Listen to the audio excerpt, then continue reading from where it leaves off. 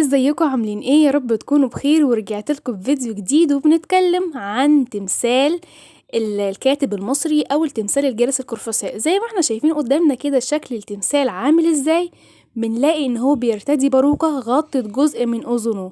كمان بنلاقي ان اللون الابيض اللي في عينه ده استخدم الفنان الكريستال البلوري مع الكوارتزر عشان يظهر البياض اللي في عينيه، واستخدم النحاس علشان يعمل الجفن بتاع عينه برضو، واستخدم مادة سوداء محروقة علشان يعمل حدقة العين نفسها اللي هو اللون الاسود ده.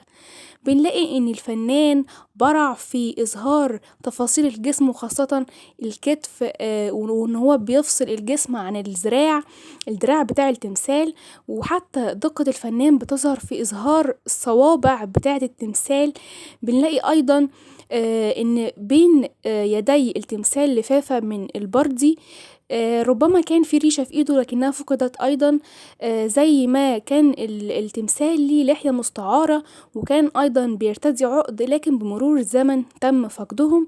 بكده نكون عرفنا صورة كاملة عن التمثال بتاع الكاتب المصري اللي كان ليه اهمية كبيرة جدا ايام الدولة القديمة عند المصري القديم. بكون وصلنا لنهاية الفيديو بتاعنا، انتظروني الفيديو الجاي ان شاء الله بموضوع جديد. سلام.